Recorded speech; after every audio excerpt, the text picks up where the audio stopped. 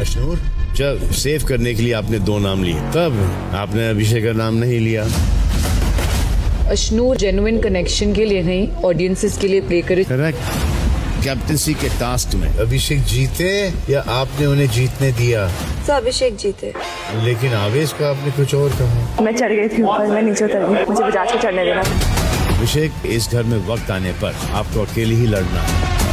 एक सवाल अभिषेक और अशनूर की दोस्ती के ऊपर, क्या इनके कनेक्शन जेन्युइन है, क्या इनकी दोस्ती रियल है? तो सलमान सर ने उसी चीज़ को एक्सप्लेन करने की कोशिश की है, क्योंकि पिछले दिनों हुए कुछ 2 टास्क में ये हमें चीज़ें देखने को मिली, जैसे अशनूर की तरफ से थोड़ा लैक ऑफ फ्रेंडशिप देखने को मिला। जैसे कि सबसे पहला टास्क की बात करें हम नॉमिनेशन टास्क की, तो नॉमिनेशन टास्क में था आपने किसी भी 2 लोगों को, आपको अपने 2 फ्रेंड्स को सेव करना है, जिन भी 2 लोगों को आप सेव करना चाहते हैं। वहाँ अशनूर थोड़ा सा शॉकिंग नेम अनाउंस करती है, वो जीके और तान्या को सेव करती है, क्योंकि उसको फेयर खेलना था, क्योंकि उस दौरान कुछ ऐसा हुआ था कि पूरे घर वाले नॉमिनेशन के रिलेटेड बात कर रहे थे, पर उन लोगों ने बात नहीं किया था, इसलिए वह उनको बताना चाहती है। और वहाँ नेहाल एक पॉइंट उठाते हैं कि ये दोस्ती के लिए नहीं, यह बाहर दिखने के लिए खेलती है, तो ये चीज़ अभिषेक के सामने लाया जाता है। और दूसरी चीज़ कैप्टनसी वाला टास्क में, जब कैप्टनसी वाले टास्क में लास्ट में अशनूर, आई थिंक सो अमाल और अभिषेक, हाँ ये 3 बचे हुए थे, तो वहाँ पे जब अंदर जाके चीज से अपना सर बाहर निकालना था, तो वहाँ पे से अभिषेक जाके अपना सर सबसे पहले बाहर निकाल लेता है। लेकिन जब कैप्टनसी टास्क पूरा हो जाता है, उसके बाद जब उसमें बाहर आती है, तो आवेश को बोलती है कि मैंने उसको जाने दिया। ये चीज़ भी सलमान सर अभिषेक से सामने रखते हैं, पूरा वीडियो क्लिप वगैरह दिखाते हैं कि इसने आवेश को ऐसा ऐसा बोला करके,